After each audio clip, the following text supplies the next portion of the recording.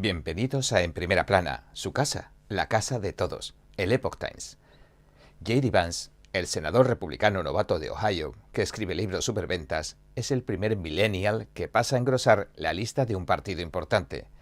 El 15 de julio, el expresidente Donald Trump anunció que lo elegía como vicepresidente, poniendo fin a meses de especulaciones. Vamos a ver hoy 39 aspectos que definen al compañero de fórmula del señor Trump para las elecciones de 2024. El expresidente escribió en una de sus publicaciones en Truth Social la noticia. Después de una larga deliberación y reflexión y considerando los tremendos talentos de muchos otros, he decidido que la persona más adecuada para asumir el cargo de vicepresidente de los Estados Unidos es el senador J.D. Vance. Nuestros compañeros del Epoch Times, Joseph Lord y Jackson Richman, han buceado tanto en los trabajos como en las entrevistas que ha concedido el señor Vance para reunir las 39 cosas que debe saber sobre el republicano de Ohio que compartirá la boleta de votación con el expresidente. Y ahora, empecemos por el principio. 1. Tiene 39 años. El señor Vance nació el 2 de agosto de 1984. Cumplirá 40 años en agosto. Es el primer millennial que engrosa la lista, como decimos, de un partido importante y uno de los candidatos a vicepresidente más jóvenes de la historia. 2. Es católico. El señor Vance se crió como protestante, pero luego se convirtió oficialmente en católico en agosto de 2019. 3. Está casado con Usha Shiliquiri Vance. El señor Vance está casado con Usha Shiliquiri Vance, a quien conoció en la Facultad de Derecho de Yale. Se casaron en 2014 y actualmente la señora Vance trabaja como abogada litigante corporativa. Antes trabajó como asistente legal del presidente de la Corte Suprema, John Roberts, y también de otro juez del Supremo, Brett Kavanaugh, pero cuando todavía era juez del Tribunal de Apelaciones. Es la primera esposa hindú de un candidato a vicepresidente y la primera persona de color que se puede convertir en segunda dama. 4. La pareja tiene 3 hijos. El señor Vance tiene 3 hijos: Iwan, de 6 años, Vivek, de 4 años, y Mirabel, de 2 años. 5. Se le considera un conservador populista. Al señor Vance se le suele considerar un conservador populista. Su ideología política a menudo se compara con la del expresidente Trump, la del senador Josh Hawley, el republicano de Missouri, y los sectores pro-Trump del Caucus de la Libertad de la Cámara de Representantes. En una entrevista de diciembre de 2023, dijo que esperaba empujar al Partido Republicano en una dirección más pro-trabajadores y sacarle partido a los avances de la clase trabajadora que han logrado personas como el expresidente Trump. 6. Creció en una familia de clase baja. El señor Vance creció en una familia de clase baja de Middletown, Ohio, y a menudo sufrió dificultades financieras y familiares mientras crecía. 7. Es un autor de bestsellers. El señor Vance se hizo conocido por primera vez por sus exitosas memorias Hillbilly Elegy, que publicó en 2016. Detallan su infancia en las áreas afectadas por la pobreza del Rust Belt, el cinturón de óxido, es decir, la desindustrialización que ha sufrido Estados Unidos desde los 50. El libro rastrea los problemas del consumo de drogas y de las dificultades financieras que padeció la clase trabajadora blanca. Muchos lo vieron como el empujón que ayudó al expresidente Trump a alcanzar la victoria en 2016. 8. Hay una adaptación cinematográfica de su libro. El libro del señor Vance fue adaptado a una película homónima de Netflix en 2020. 9. Sufrió el declive del cinturón del óxido. Tanto en sus memorias como en la adaptación cinematográfica, el señor Vance explica cómo vivió el declive de la industria estadounidense, el Rust Belt, y el impacto que tuvo en quienes vivían allí. Hablando sobre su Middletown natal, escribió en Hillbilly Elegy lo siguiente: aquí hay una falta de iniciativa, una sensación de que tienes poco control sobre tu vida y una voluntad de culpar a todos menos a ti mismo. Vance también deja claro que esta experiencia que vivió nunca ha dejado de dar forma a su vida y a sus decisiones políticas. 10. Creció en Ohio, pero consideraba que la zona rural de Kentucky era su hogar. A pesar de haber crecido en Ohio, Vance dijo que consideraba la casa de su bisabuela en la zona rural de Kentucky como su hogar. Escribió Vance en Hillbilly Elegy lo siguiente: «Siempre distinguí entre mi dirección y mi casa», y añadió: «Mi dirección era donde pasaba la mayor parte del tiempo con mi madre y mi hermana, donde sea que estuviera, pero mi hogar nunca cambió. La casa de mi bisabuela en el valle, en Jackson, Kentucky». 11. Sus padres se divorciaron cuando era pequeño. Los padres del señor Vance, Donald Bauman y Beth Vance, se divorciaron cuando era muy joven. Se quedó al cuidado de su madre. En Hillbilly Elegy se describe al señor Bauman como alguien que estuvo en gran parte ausente de la vida del señor Vance, aunque los dos volvieron a conectarse más adelante en su vida. El señor Vance dice que sus padres luchaban por mantener la estabilidad laboral y que ambos trabajaron en una serie de empleos ocasionales a lo largo de los años. 12. Su apellido original era Bauman. Al nacer, el señor Vance se llamó James Donald Bauman. Más tarde, el señor Vance adoptó temporalmente el apellido de su padrastro, Hamel. Finalmente se decidió por Vance, que pertenecía a su madre y a sus abuelos. Su madre sufría problemas de consumo de sustancias. El señor Vance, en su libro, relata en detalle las luchas de su madre con la adicción a los opiáceos, incluida la heroína. El señor Vance señala que esta es una historia corriente en los Apalaches y en el cinturón del óxido en general, donde la desesperanza generalizada se ha convertido en la norma para muchos. Las luchas de su madre con la adicción le dieron forma a su infancia, contribuyendo a generar una vida familiar a menudo conflictiva. 14. Vivió con su abuela. Los problemas de adicción a las drogas de su madre agravaron las dificultades de la vida familiar. Al final, acabaría yéndose a vivir con su abuela. Sus abuelos, James Popow Vance y Ronnie Mamaw Vance, se mudaron a Kentucky solteros y con un hijo en la década de 1940, pero finalmente se divorciaron, aunque su relación permaneció en buenos términos. En sus memorias, el señor Vance reconoce que el tiempo que pasó viviendo con su abuela mientras estaba en la escuela secundaria lo ayudó a comprometerse con sus estudios y, en última instancia, a escapar de la pobreza en la que creció. 15. Sus abuelos eran demócratas. Como muchos del cinturón del óxido de finales del siglo XX, los abuelos del señor Vance eran demócratas prosindicatos. El señor Vance describe su actitud hacia la política en Hillbilly Elegy, escribiendo esto: «Todos los políticos pueden ser delincuentes, pero si hubo alguna excepción, sin duda, fueron los miembros de la coalición del New Deal de Franklin Delano Roosevelt». El señor Vance dijo que hubo una excepción en 1984 y que su abuelo dejó de votar a los demócratas y votó por el presidente Ronald Reagan. 16. Es un veterano de combate de Irak del Cuerpo de Marines. El señor Vance sirvió en Irak como corresponsal de combate de la Marina a mediados de la década del 2000. 17. Tiene una doble titulación universitaria de la Universidad Estatal de Ohio. El señor Vance tiene una licenciatura doble en Ciencias Políticas y en Filosofía de la Universidad Estatal de Ohio. Se graduó summa cum laude en 2009. Es el grado académico universitario máximo. 18. Obtuvo su doctorado en Derecho en la Facultad de Derecho de Yale. El señor Vance obtuvo un doctorado en Derecho en la Facultad de Derecho de Yale en 2013. Allí conoció a la profesora de Derecho Amy Schull, quien lo convenció para que escribiera sus memorias. La señora Schull es conocida por su propia autobiografía, que resultó un éxito de ventas. Se llama Battle Hymn of the Tiger Mother, el himno de batalla de la Madre Tigre. 19. Fue editor del Yale Law Journal. Mientras estudiaba Derecho, el señor Vance formó parte del equipo editorial del Yale Law Journal. 20. Es cercano a Peter Thiel. Después de graduarse de la Facultad de Derecho de Yale, trabajó en el bufete de abogados Sidley Austin antes de unirse a Mithril Capital del multimillonario Peter Thiel en San Francisco. Posteriormente, Thiel gastó más de $10 millones en apoyo de Vance durante su campaña para el Senado de 2022. 21. Fue un capitalista de riesgo.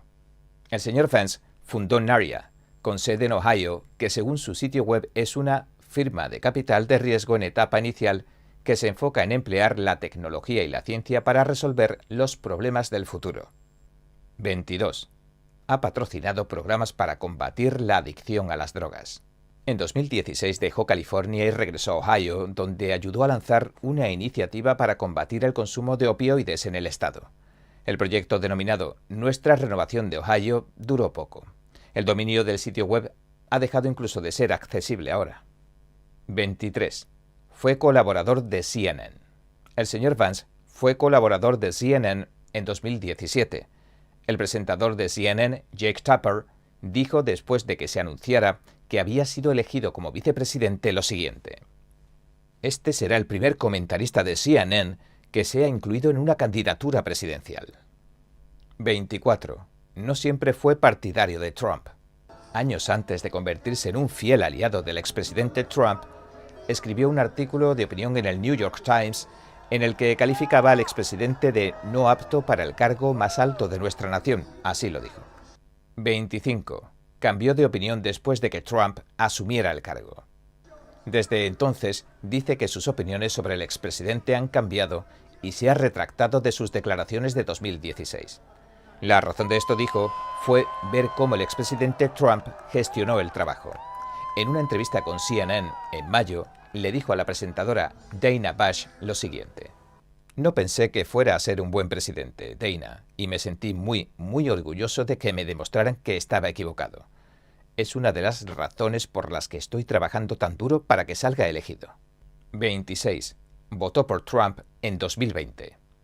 Dado que en los 4 años que transcurrieron desde 2016 cambió de opinión, acabó votando por el presidente Trump en 2020. 27. Ganó unas primarias difíciles en un campo abarrotado.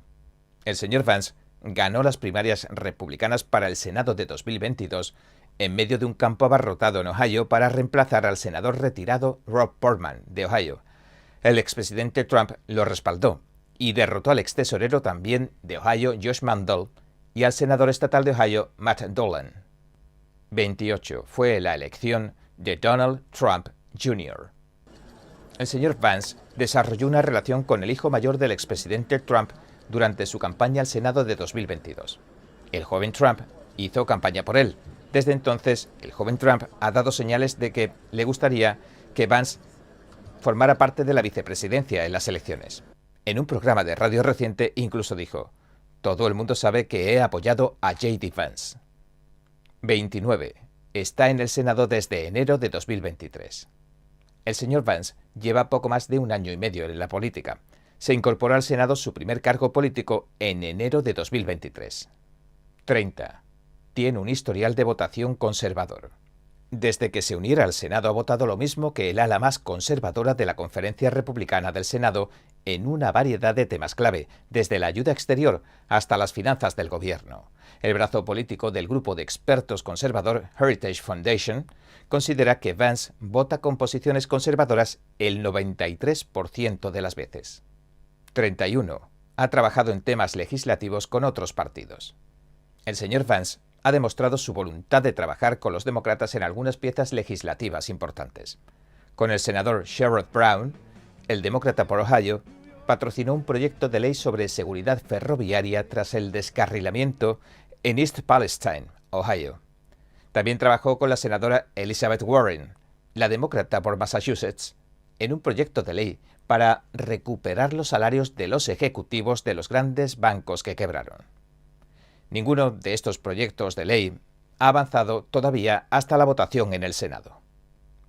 32. Participa en 3 comités del Senado. En el Senado es miembro del Comité de Banca, Vivienda y Asuntos Urbanos, del Comité de Comercio, Ciencia y Transporte y del Comité Especial sobre Envejecimiento. 33. Tiene control sobre todos los nombramientos del Departamento de Justicia. En junio de 2023, el señor Vance anunció que usaría su poder como senador para suspender las candidaturas de todos los futuros candidatos al Departamento de Justicia. Dijo que lo hacía por todos los procesos que ha lanzado el Departamento de Justicia contra el expresidente Trump. 34.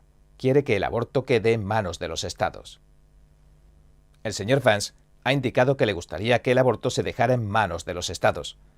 Dijo que la estrategia del expresidente Trump de dejarlo en manos de los estados es práctica, y respaldó la decisión de la Corte Suprema que permite que se siga enviando mifepristona por correo. En 2022, expresó su apoyo a la prohibición del aborto a las 15 semanas del senador Lindsey Graham. En una entrevista de ese mismo año, el señor Vance dijo esto: «Me gustaría que fuera principalmente un asunto estatal». 35. Habló para apoyar la huelga de los trabajadores automotrices unidos de 2023. El señor Vance expresó su apoyo a la huelga de los trabajadores automotrices unidos de 2023. En otros lugares ha dicho que apoya la negociación colectiva como un asunto abstracto. 36. Es crítico de la guerra de Irak. Aunque sirvió en la guerra de Irak, Vance desde entonces ha criticado el conflicto y afirma que cometió un error al apoyarlo inicialmente. Dijo en el Senado en abril lo siguiente: «Serví a mi país honorablemente, pero cuando fui a Irak vi que me habían mentido, que las promesas del establishment de la política exterior de este país eran una completa broma». 37. Critica las ayudas a Ucrania. El señor Vance ha criticado el continuo apoyo que Estados Unidos envía a la guerra en Ucrania. Desde que asumió el cargo, ha votado en contra de todos los paquetes de ayuda a Ucrania que se han presentado al Pleno, y ha pedido que Europa cargue con el peso financiero de la guerra. En un artículo de opinión publicado en abril, en The New York Times, afirmó que la trayectoria actual de la guerra es insostenible tanto para Estados Unidos como para Ucrania. Dijo que la idea de que Ucrania recuperara todo el territorio que perdió ante Rusia es poco menos que una fantasía. 38. Apoya las ayudas a Israel. En un discurso que pronunció en mayo de 2024 en el Instituto Quincy, habló del contraste entre apoyar a Israel y apoyar a Ucrania. En el caso de Ucrania afirmó lo siguiente: «No hay un fin estratégico a la vista, y los europeos no están haciendo la parte que les corresponde, pero Israel», afirmó, «está haciendo el trabajo más importante para darnos la igualdad en materia de defensa antimisiles». También se opuso al acuerdo nuclear con Irán de 2015 y aplaudió al presidente Trump cuando lo abandonó en 2018. 39. Dice que Estados Unidos debería enfocarse en China. El señor Vance también ha adoptado una postura firme respecto a China, animando al país a centrar sus esfuerzos en contrarrestarla. Entre las guerras de Ucrania, Israel y Taiwán, según Vance, Estados Unidos tiene que elegir dónde invertir sus recursos. Dijo en abril esto: «Deberíamos enfocarnos en nuestros propios problemas, y esos problemas se refieren principalmente a China. La idea es que los chinos se centran en el poder real. No están centrados en lo mal que se habla a la gente en la televisión o en lo fuerte que es nuestra supuesta determinación. Están centrados en lo fuerte que somos en realidad. Y para ser lo suficientemente fuertes como para contraatacar a los chinos, tenemos que centrarnos en eso. Pero ahora mismo nos vemos demasiado limitados». El expresidente Donald Trump sobrevivió a los disparos de un francotirador el fin de semana pasado. Mientras daba un mitin electoral ante una multitud en Pensilvania, varias balas silbaron tan cerca de su cabeza que incluso le lesionaron la parte superior de su oreja derecha. Lamentablemente, las balas perdidas mataron a uno de los asistentes al evento e hirieron a varios. Si quiere leer un análisis con un nivel de detalle fuera de lo común sobre lo que ocurrió, le dejo aquí abajo y aquí un enlace a un artículo que explica en profundidad lo que fue ocurriendo y a qué hora fue ocurriendo. Todo lo demás que ha ocurrido desde entonces se lo explicamos en el programa de hoy. Así que entremos en materia. El inspector general del Departamento de Seguridad Nacional, el DHS, anunció que ha abierto una investigación. Está examinando las medidas de seguridad que desplegó el Servicio Secreto de Estados Unidos para el mitin en el que intentaron asesinar al expresidente Donald Trump. De acuerdo al aviso corto que se publicó en su sitio web, la investigación del inspector general del DHS tiene un objetivo claro: evaluar el método que empleó el servicio secreto para asegurar el evento de campaña del expresidente Trump del 13 de julio de 2024. El anuncio no especifica la fecha en que comienza la investigación. Mientras tanto, el presidente Joseph Biden ha emitido una directiva para que se lance una auditoría independiente de los protocolos de seguridad que se siguieron en el fatídico mitin de Pensilvania. De hecho, el intento de magnicidio ha suscitado preguntas sobre cómo pudo el francotirador, identificado por las autoridades como el veinteañero Thomas Matthew Crooks, instalarse en una azotea desde la que disfrutaba de una línea de visión clara del expresidente Trump. Luego, abrió fuego sobre el escenario donde hablaba el expresidente Trump desde una distancia de unos 130 metros. Según se informó, las medidas para proteger al expresidente incluso se intensificaron, ya que había recibido amenazas de asesinato creíbles de Irán. Tras los disparos, los agentes del servicio secreto escoltaron al expresidente Trump fuera del escenario mientras los francotiradores de la agencia neutralizaban al pistolero. La directora del servicio secreto, Kim Schiettle, se ha comprometido a cooperar en la auditoría que ha ordenado el presidente Biden, así como con los comités del Congreso que investigan el incidente. Dijo lo siguiente: «Queremos comprender cómo ocurrió esta violación e implementar medidas para evitar incidentes similares en el futuro». El Congreso de Estados Unidos también ha anunciado que se dispone a lanzar muchas investigaciones sobre el servicio secreto, al que acusa de fracasar a la hora de impedir el atentado. El Servicio Secreto de Estados Unidos va a verse sometido a muchas investigaciones del Congreso sobre las medidas que tomó durante el fallido intento de asesinato del expresidente Trump. Ambos pasillos del Congreso han repudiado con fuerza el atentado que tuvo lugar en el mitin de campaña de Butler, en Pensilvania, y varios han anunciado que investigarán los planes de seguridad que fijó el Servicio Secreto para el evento. Han programado una serie de sesiones a partir de la semana del 22 de julio, que el Congreso vuelve a reunirse.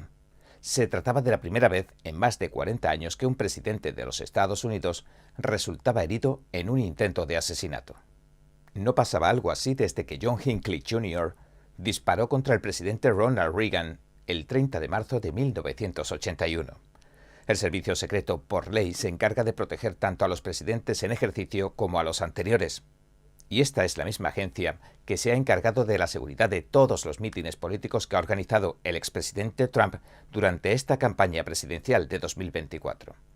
El representante James Comer, republicano por Kentucky, presidente del Comité de Supervisión y Responsabilidad de la Cámara de Representantes, declaró lo siguiente: «El Servicio Secreto de Estados Unidos tiene una misión en la que no puede fallar, pero fracasó el sábado cuando un loco intentó asesinar al presidente Trump, mató a una víctima inocente e hirió a otras tantas personas».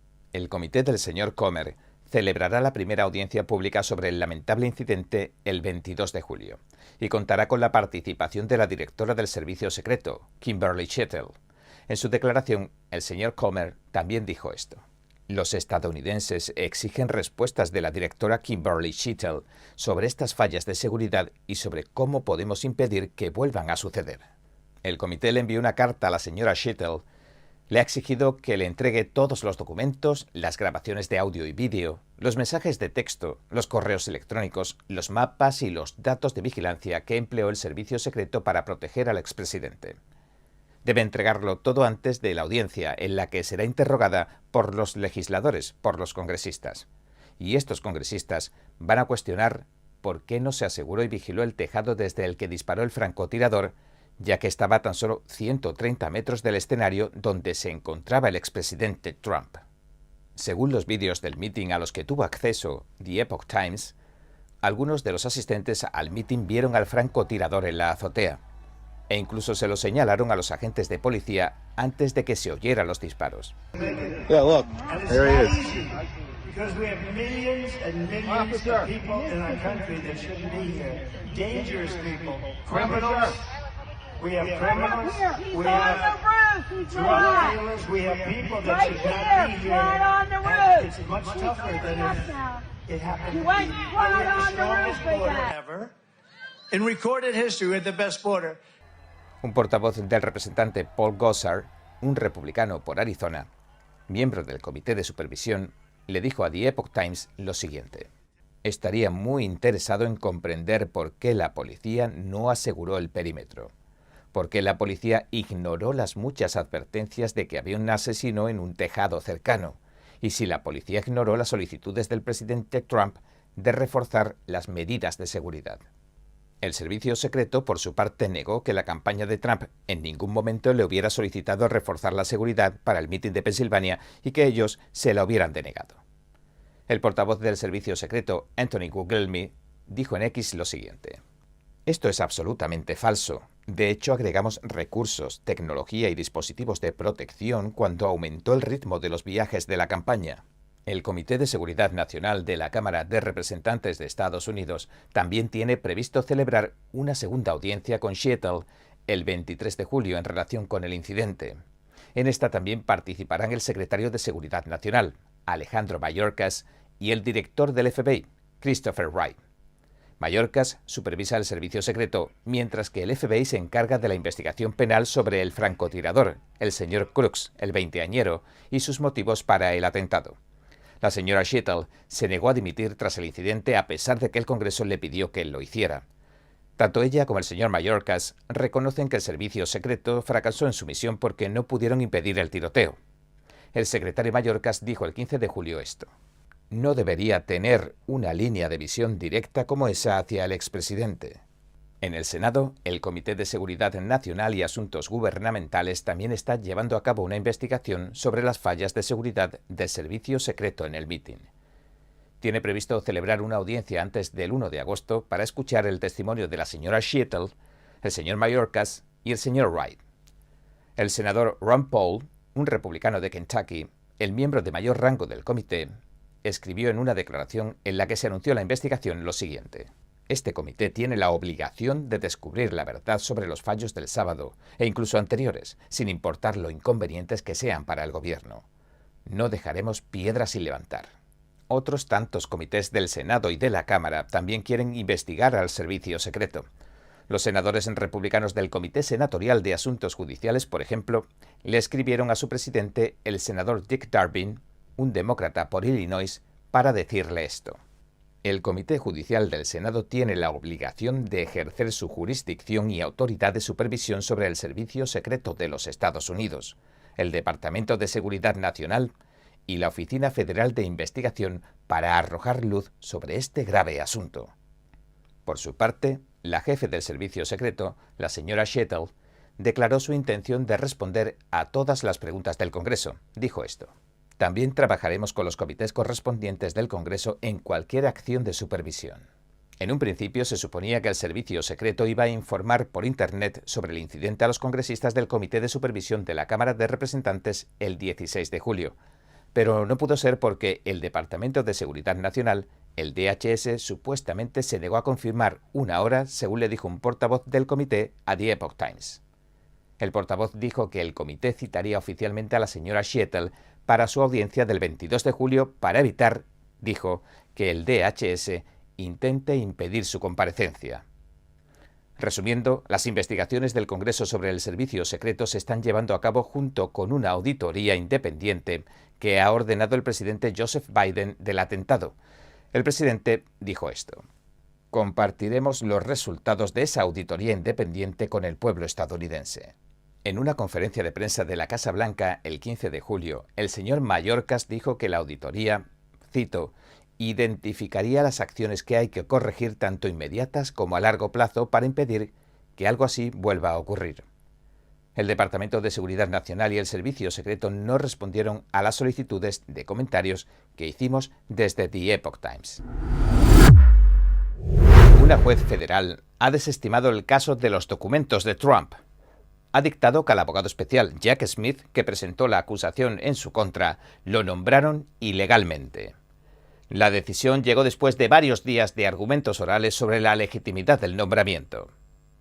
El expresidente Trump asegura que Dios evitó lo impensable durante el atentado que sufrió hace unos días y que a punto estuvo de cobrarse su vida. El servicio secreto abatió a un francotirador después de que éste perforara de un balazo una de las orejas del exmandatario, según contó el propio Trump. Ha considerado que el nombramiento del abogado especial Jack Smith no se hizo de acuerdo a la ley. La juez federal Eileen Cannon, en su orden, explica que debe desestimar la acusación contra el expresidente porque quien la presentó, es decir, el abogado especial Smith, no ejercía su cargo de forma legítima. La juez Cannon escribió esto: «Se desestima la acusación subsiguiente porque el nombramiento del abogado especial Smith viola la cláusula de nombramiento de la Constitución de los Estados Unidos». La juez llevaba días escuchando tanto los alegatos de la defensa que ponían en duda el nombramiento del abogado especial Smith como de la acusación. El Departamento de Justicia aseguraba que el fiscal general Merrick Garland poseía autoridad legal, poder para nombrar a Smith. Ahora el dictamen y la orden de 93 páginas desestima tanto el caso del expresidente Trump como los de Walt Nauta y Carlos de Oliveira, dos de sus empleados. No obstante, se espera que los fiscales recurran la orden. Pero, ¿qué es la cláusula de nombramientos? O mejor, ¿qué dice? Pues la cláusula de nombramientos es la normativa que estipula que, en primer lugar, es el presidente de la nación quien propone a los funcionarios, y en segundo lugar, es el Senado quien los tiene que confirmar si lo cree conveniente. La Fiscalía trató de agarrarse a una distinción que hace la ley entre el nombramiento de funcionarios principales e inferiores, porque a los inferiores sí pueden nombrarlos los jefes de cada departamento, siempre y cuando el Congreso haya aprobado previamente una ley que se lo permita. La defensa defendía la postura contraria. Los abogados de Trump. Al señor Smith se le habían concedido los poderes de un funcionario principal, saltándose los cauces normales de su nombramiento. Los fiscales contraargumentaron que el señor Smith era un funcionario inferior y que el fiscal general tenía la autoridad legal para nombrar ciertos cargos. La juez, por su parte, aceptó la opinión de los fiscales de que el abogado especial es un funcionario inferior, pero señaló que ningún estatuto le permite al jefe del Departamento de Justicia nombrar un abogado especial. Es más, escribió que la prohibición de nombrar un abogado especial se trata de una regla constitucional fundamental que se deriva de la separación de poderes. Así que, según dijo, el nombramiento de Smith usurpa, de hecho, ese poder tan importante del Congreso. ¿Existe algún estatuto en el Código de los Estados Unidos, preguntó también, que autorice que se nombre al abogado especial Smith para que lleve a cabo esta acusación? Tras estudiar detenidamente esta cuestión esencial, la respuesta es no, concluyó.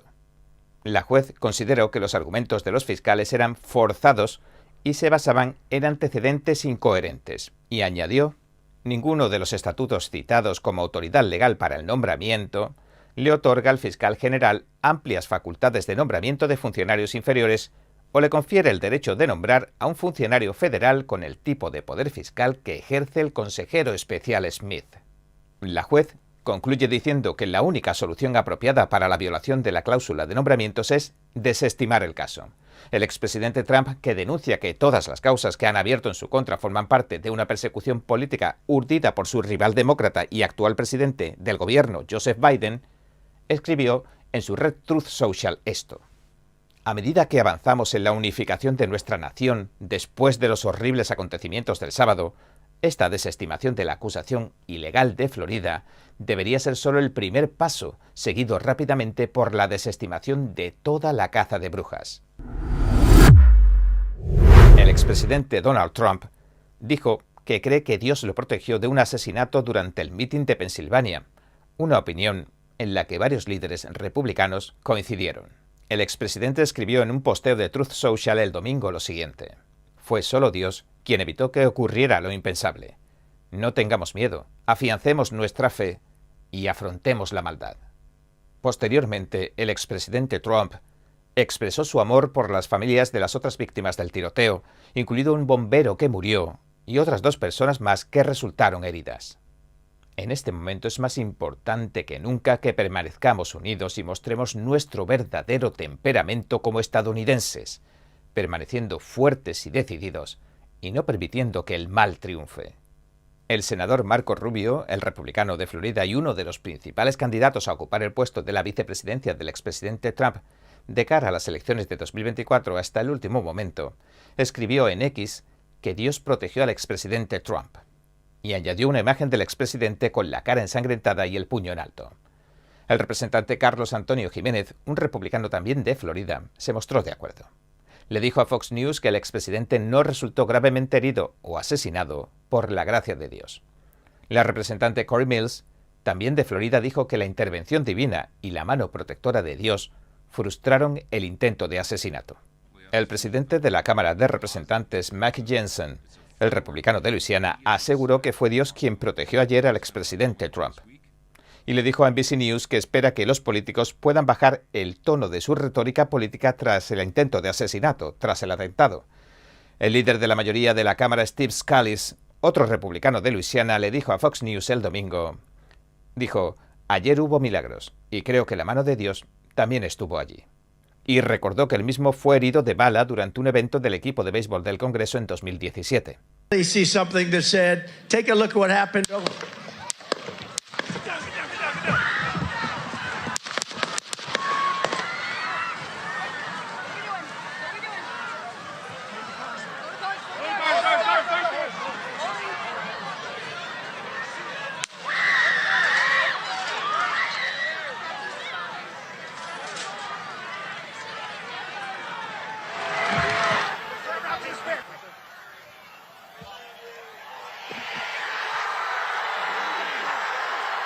Luchad, gritaba a sus seguidores el expresidente Trump. Este es uno de los vídeos que más ha circulado este fin de semana. El expresidente habla en un mitin y luego gira ligeramente la cabeza antes de recibir el impacto de una bala en la oreja derecha. Acto seguido, el servicio secreto abatió al francotirador.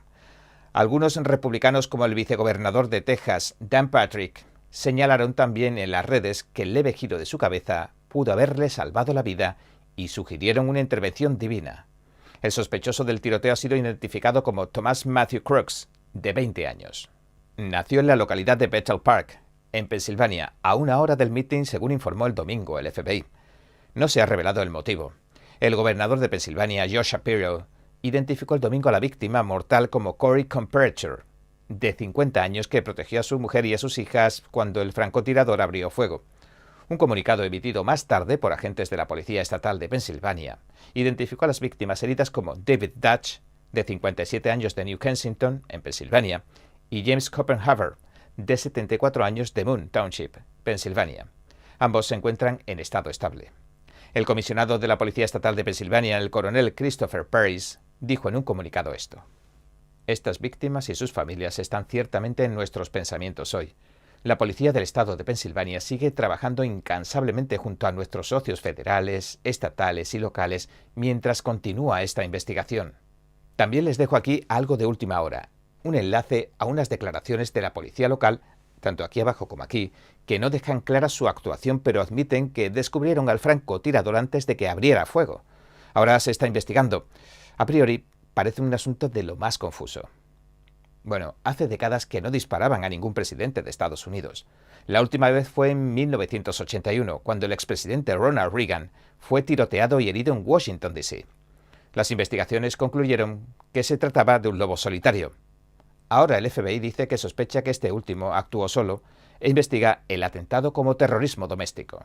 Sea como fuere, este intento de magnicidio probablemente agite la actual contienda presidencial de 2024.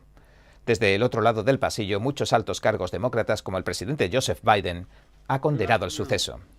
La directora del Servicio Secreto de Estados Unidos, Kimberly Schittle, declaró que la agencia confía plenamente en el plan de seguridad que ha puesto en marcha para la Convención Nacional Republicana en Milwaukee, Wisconsin, de esta semana, que empieza hoy. Escribió esto: confío en el plan de seguridad que nuestro coordinador del Servicio Secreto para la Convención Nacional Republicana y nuestros socios han puesto en marcha, que hemos revisado y reforzado tras el tiroteo del sábado. Y añadió: a medida que avancen las convenciones y de acuerdo con las indicaciones del presidente, el Servicio Secreto adaptará continuamente nuestras operaciones según sea necesario para garantizar el máximo nivel de seguridad para los asistentes a la convención, los voluntarios y la ciudad de Milwaukee. Si quieren ampliar información sobre este evento, sobre este mensaje del Servicio Secreto, les dejo aquí también un enlace y aquí. El expresidente Trump ya ha dado a conocer en esta convención el nombre de su compañero de fórmula. ¿A quién elegirá como su vicepresidente? Será el senador por Ohio, J.D. Vance. Mientras tanto, el presidente actual, Joseph Biden, el presidente de la Cámara de Representantes, Mike Johnson, y otros tantos congresistas pidieron explicaciones sobre el fracaso de las medidas de seguridad. Incluso se han anunciado audiencias en el Congreso tras el atentado para determinar cómo pudo el francotirador acercarse tanto al expresidente Trump. El exmandatario y su familia, por su parte, han elogiado públicamente la labor del servicio secreto que los protege. Hoy hablaremos sobre algo que parece preocuparle cada vez más tanto al gobierno federal como a los gobiernos estatales. Hablamos de ciertos terrenos que están comprando los ciudadanos de países que Estados Unidos considera rivales. Una ciudad azotada por el viento como Cheyenne, en Wyoming, famosa por su tradición de vaqueros, no parece el tipo de lugar donde alguien tendría que preocuparse por el espionaje geopolítico. Sin embargo, la administración Biden parecía lo bastante preocupada en mayo como para que el presidente tomara una medida poco habitual. Emitió una orden ejecutiva para cerrar Mindone Partners y sus filiales. Estas empresas son en su mayoría propiedad de chinos. Y es que el terreno de 12 acres que Mindone compró en 2022 está tan solo a 1,5 kilómetros de la base aérea de Warren. La base aérea de Warren es la sede de los misiles balísticos intercontinentales con cabezas nucleares Minuteman de tercera generación, un elemento clave de la tríada nuclear de Estados Unidos que componen tierra, mar y aire. Un chivatazo alertaba al gobierno federal de que comenzaron a levantar construcciones en ese terreno y a instalar potentes computadoras, lo que se consideró un riesgo de seguridad nacional, aunque en un principio se destinaran, según dice la orden de Biden, a la minería de criptomonedas. Esta minería de criptomonedas se refiere al proceso de poner en circulación más criptomonedas, es decir, de extraerlas como si se excavaran en una mina.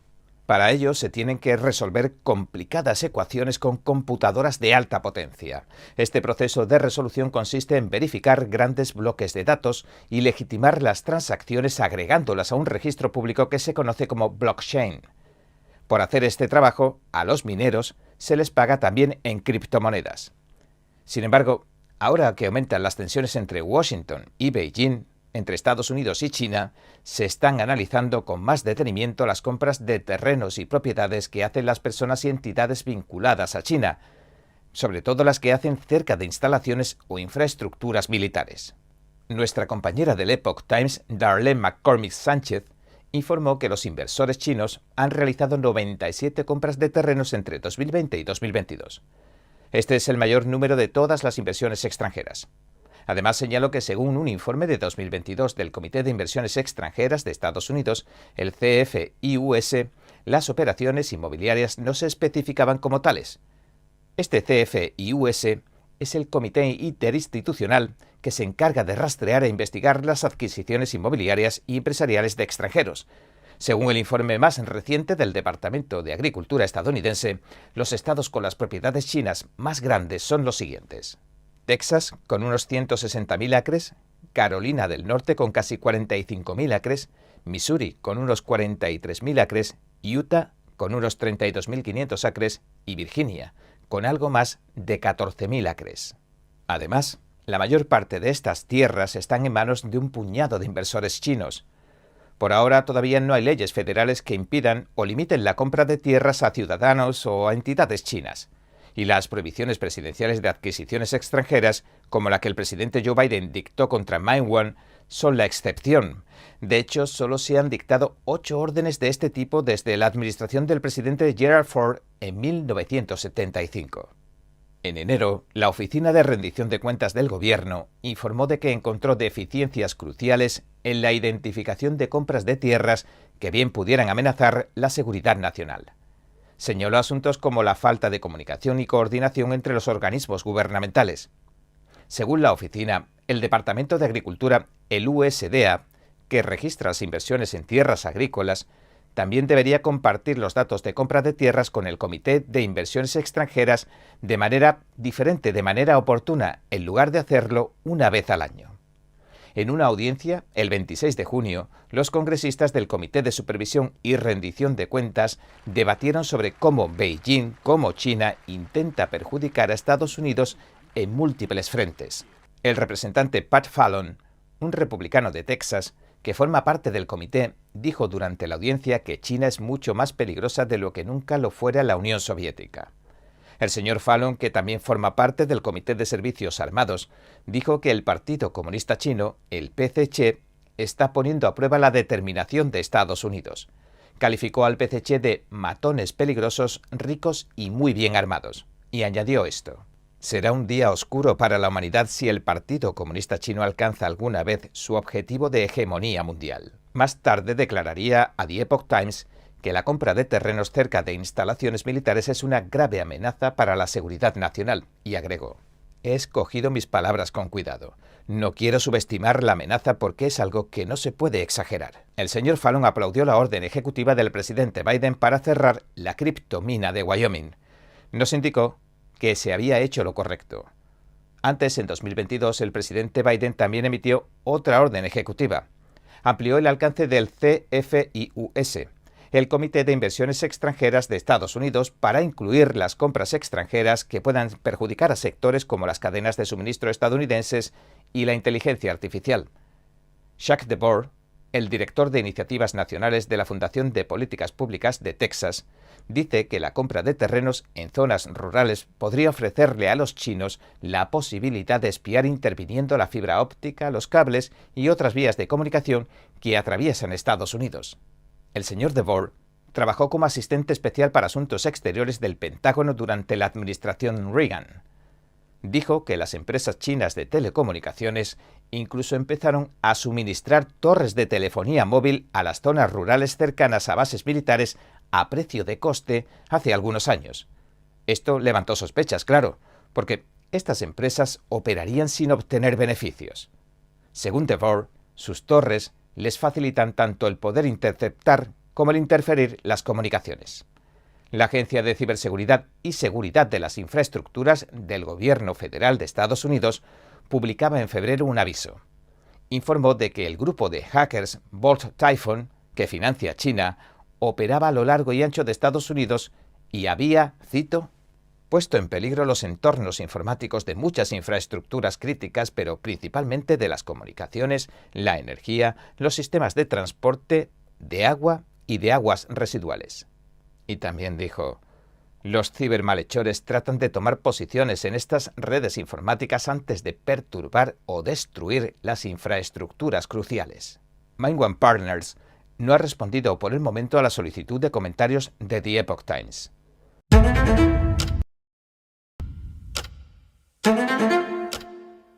Los expertos afirman que los organismos gubernamentales de Estados Unidos necesitan emplear un enfoque holístico como un todo, y esta sería una manera de plantarle cara a las amenazas que representa el PCC para la seguridad nacional.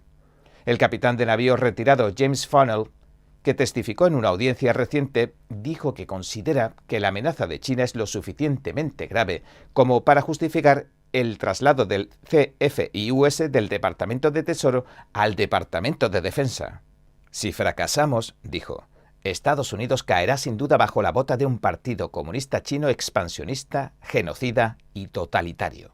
Eric Bettel, experto en finanzas globales que ha representado a Estados Unidos en el Banco Mundial, declaró que Estados Unidos y el resto del mundo deben prestar atención a las compras de tierras chinas. Advirtió que está comprando cientos de miles de acres en América Latina y que podría usarlos militarmente contra Estados Unidos. De hecho, China tiene una estación espacial militar en Argentina y puede rastrear satélites polares de órbita terrestre baja, lo que le permite al PCC rastrear armas hipersónicas, según dijo. En Panamá, China posee plataformas de contenedores a ambos lados del canal, el cual es un paso vital para la cadena de suministros estadounidense. También añadió esto. No es solo en Estados Unidos. Debemos ser conscientes de que China nos está rodeando y tenemos que despertar y salir de Matrix.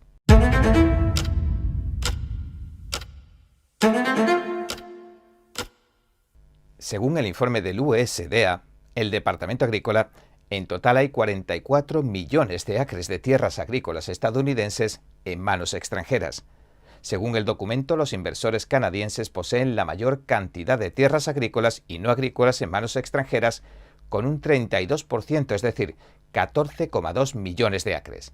China se encuentra mucho más abajo en la lista, con unos 347.000 acres, lo que supone menos del 1% de la superficie en manos extranjeras. En este gráfico le mostramos en rojo los terrenos de las compras chinas y las bases militares con una estrella azul. La empresa china con más tierras es Murphy Brown y empresas asociadas, que compró la empresa de producción porcina Smithfield Foods, y ahora posee 141.000 acres en varios estados según el informe. Asimismo, el multimillonario chino Sun Wanxin, propietario de Wanhui Energy, compró terrenos cerca de la base aérea de Laughlin, en el sur de Texas, a través de Brazos, Highland Properties y Harvest, Texas, por un total de 132.000 acres. En 2022, Sun era el segundo terrateniente chino con más tierras de Estados Unidos. El acuerdo de tierras de Texas es uno de los varios casos de alto perfil en los que el gobierno federal no ha bloqueado las ventas de tierras a empresas chinas. El CFI-US no consideró la operación una amenaza para la seguridad nacional y la permitió. El multimillonario, que fue oficial del ejército chino, gastó unos 110 millones de dólares por el terreno entre 2016 y 2018. Su plan era construir un parque eólico cerca de la base de Texas donde se entrena a los pilotos militares. En ese momento, un portavoz de una de las empresas energéticas del señor Sun negó las acusaciones de espionaje a una publicación local. Pero en 2021, cuando los congresistas de Texas intervinieron y prohibieron a las empresas chinas que accedieran a la red eléctrica del estado y a otras infraestructuras críticas, entonces vendió su participación a la empresa española Greenalia. Otro caso muy sonado fue el del grupo Fufen, una empresa china que fabrica productos de biofermentación como edulcorantes, como azúcares, a partir del maíz. En 2022 el grupo compró 300 acres de tierras de cultivo a 12 millas de la base aérea de Grand Forks, en Dakota del Norte.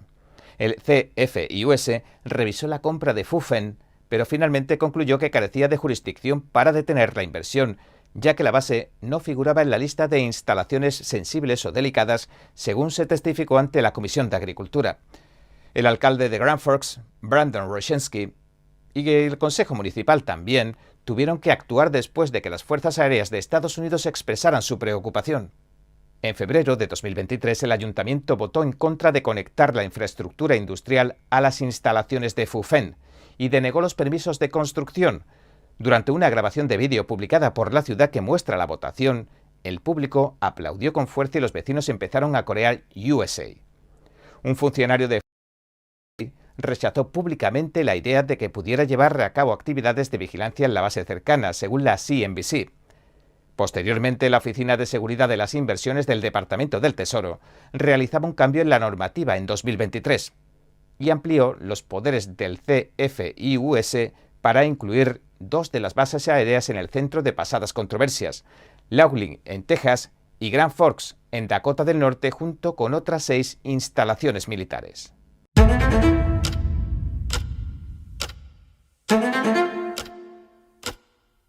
Aunque los legisladores federales no han aprobado leyes contra la compra de tierras por naciones extranjeras adversarias o de sus agentes, los estados sí han tomado cartas en el asunto.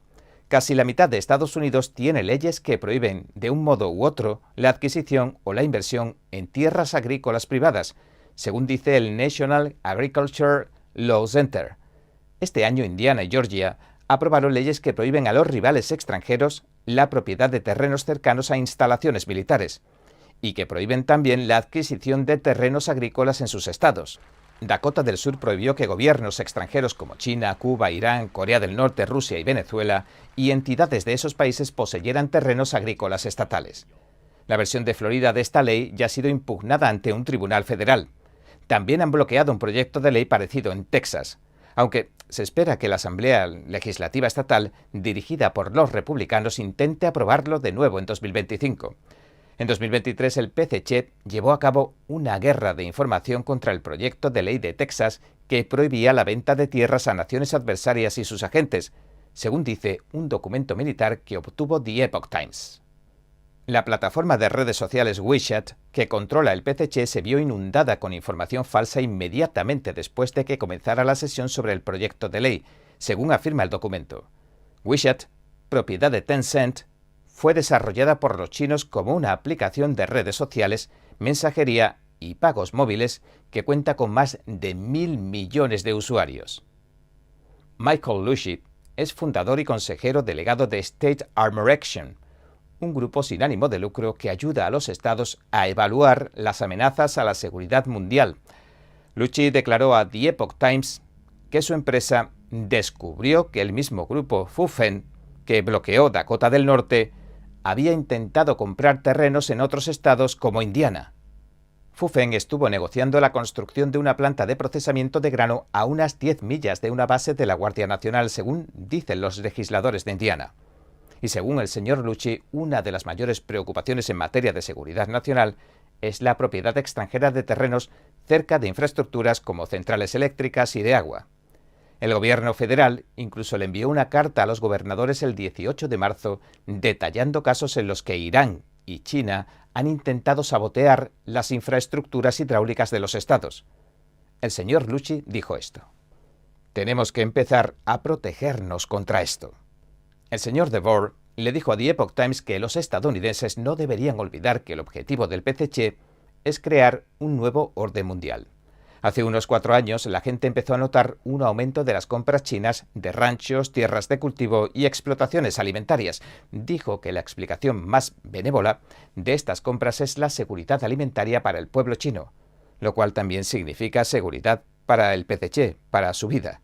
Pero otras razones podrían ser el robo de propiedad intelectual, el espionaje y la guerra biológica, según DeVore.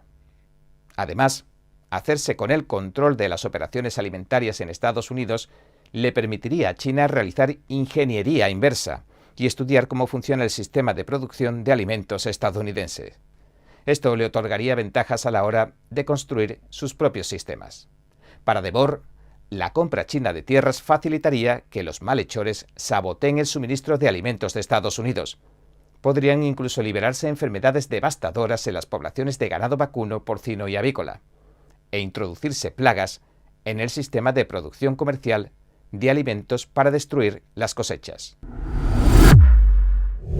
Bien, un apagón informático a escala mundial ha paralizado los vuelos, ha interrumpido las transacciones bancarias y ha dejado a los medios de comunicación sin poder ofrecer su cobertura.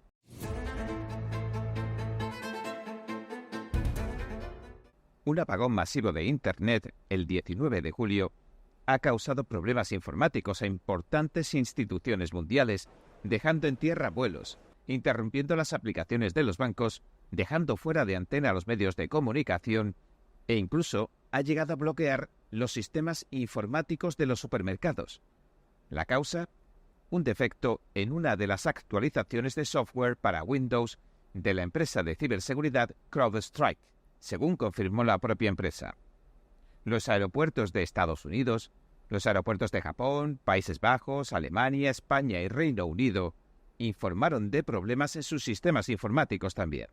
American Airlines, Delta Airlines, United Airlines y Allegiant Air suspendieron sus vuelos alegando problemas de comunicación. Ryanair, la mayor aerolínea europea por número de pasajeros, también advirtió de problemas con su sistema de reservas. La aerolínea irlandesa dijo en la plataforma de redes sociales X lo siguiente: actualmente estamos sufriendo interrupciones en toda la red debido a cortes globales informáticos de terceros que quedan fuera de nuestro control. Aconsejamos a todos los pasajeros que lleguen al aeropuerto al menos 3 horas antes de la hora de salida programada.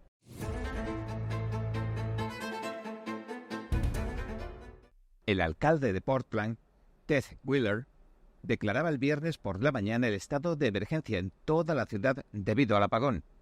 Señaló que los sistemas de servicios de la ciudad, así como las computadoras de los empleados, se han visto perjudicados por el apagón tecnológico. La oficina del señor Wheeler dijo en una declaración esto: los servicios de la ciudad que dependen de los sistemas operativos de Microsoft y que utilizan CrowdStrike Endpoint Protection, incluidos algunos proveedores de servicios esenciales de la ciudad, se ven perjudicados por el problema y entre ellos están las comunicaciones de emergencia. La declaración permitirá a la ciudad responder utilizando lo que denominó un sistema de mando unificado que diseñó la Oficina de Gestión de Emergencias de Portland. En todo el país, mientras tanto, muchas empresas informaban de que no podían recibir pagos digitales. Microsoft ha confirmado que estaba al tanto y solucionando problemas con su plataforma en la nube que afectan a servicios y aplicaciones. Además, el sitio web de salud de servicio de la compañía advirtió de un deterioro en el servicio. La interrupción impide muchos de los servicios más populares que la compañía brinda a millones de personas y empresas.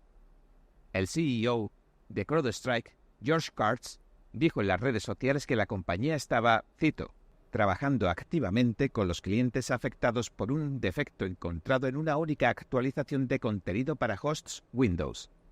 Los hosts Mac y Linux no se han visto perjudicados, y que el incidente no era un incidente de seguridad ni un ciberataque.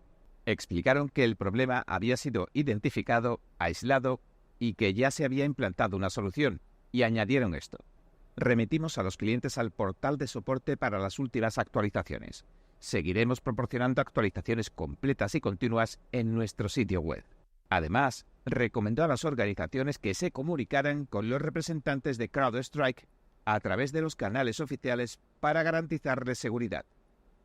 Down Detector, un sitio web que registra los informes de usuarios que tienen problemas para acceder a servicios de Internet, mostró picos de cortes que afectaron a Visa, Mastercard, servicios de Microsoft, numerosos bancos, así como a varios supermercados y aerolíneas. Microsoft 365, en una publicación en las redes sociales, dijo que estaba trabajando para redirigir el tráfico afectado a sistemas alternativos para aliviar el impacto de una manera más rápida, y que estaban observando una tendencia positiva en la disponibilidad del servicio.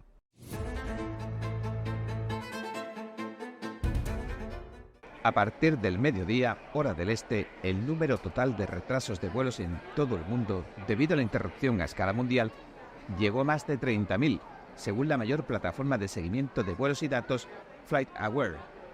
El total de retrasos en Estados Unidos ha ascendido hoy a 5.944, con otras 2.098 cancelaciones.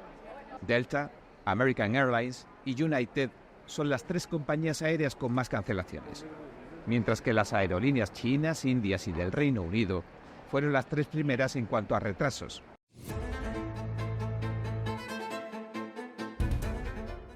Según el personal de una sucursal del banco JP Morgan Chase de Washington, el apagón afectó a los cajeros automáticos, pero ya han vuelto a funcionar.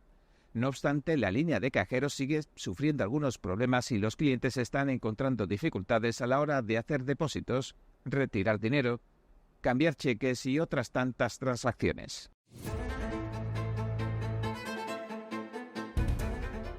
También cerraron las oficinas de la Seguridad Social de todo el país.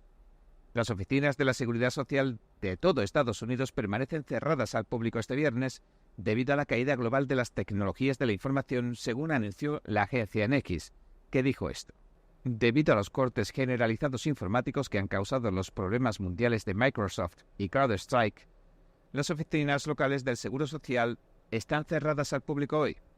Nuestra línea telefónica permanece abierta, aunque muchos servicios en línea siguen sin estar disponibles.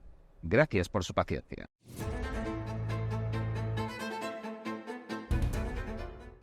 Las acciones de CrowdStrike Holdings cayeron bruscamente el viernes después de que la actualización de software de la compañía causara cortes en las operaciones informáticas a nivel global, bloqueando muchos sectores como el de la electricidad también, las aerolíneas, como hemos dicho, y los hospitales.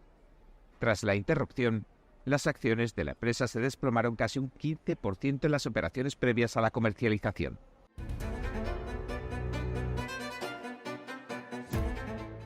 CrowdStrike es una empresa tecnológica estadounidense de ciberseguridad con sede en Austin, Texas.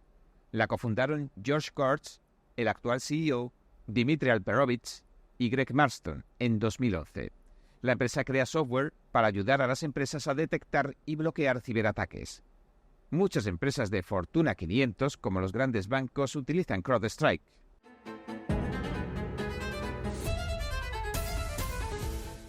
Y ahora FedEx y UPS están advirtiendo a los clientes de posibles retrasos en las entregas debido a los cortes. FedEx dice en un comunicado de su página web que ha activado planes de contingencia para mitigar los impactos que causó el apagón global, y que es posible que se produzcan retrasos en las entregas de paquetes cuyo compromiso de llegada era para el 19 de julio. UPS dijo que están operando y entregando en todas las áreas. Sin embargo, también existe la posibilidad de retrasos en las entregas. Además, han puesto en marcha planes de contingencia para ayudar, dijeron, a asegurar que los envíos lleguen a sus destinos finales lo más rápido posible.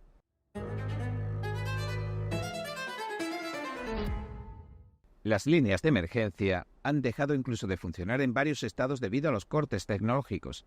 El sistema de alertas de emergencia de Estados Unidos dijo el viernes que varias líneas 911 en varios estados estaban caídas, mientras que las tropas del estado de Alaska confirmaron en un post en Facebook que tanto los servicios de llamada 911 como los de llamadas que no son de emergencia permanecían caídos durante el corte.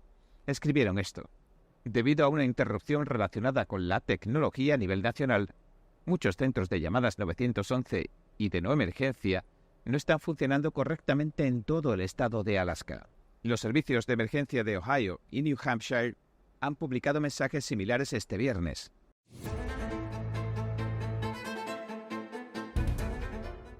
La Casa Blanca dijo el viernes por la mañana que el presidente ha sido informado sobre la interrupción CrowdStrike y su equipo permanece en contacto tanto con la empresa como con las entidades afectadas. La Casa Blanca declaró sobre el presidente Biden, según un informe que replicaron los medios, lo siguiente: su equipo está trabajando con todas las agencias para obtener actualizaciones sector por sector a lo largo del día y está preparado para proporcionar ayuda cuando sea necesario. Aunque dio pocos detalles, dijo que su agencia de ciberseguridad y seguridad de infraestructuras, la CISA, está trabajando con socios federales, estatales, locales y de infraestructuras críticas o cruciales para evaluar y abordar plenamente las interrupciones del sistema. Además, el Consejo de Seguridad Nacional de la Casa Blanca añadió que está investigando la interrupción. El presidente también fue informado sobre el ataque con drones que sufrió Tel Aviv durante la noche.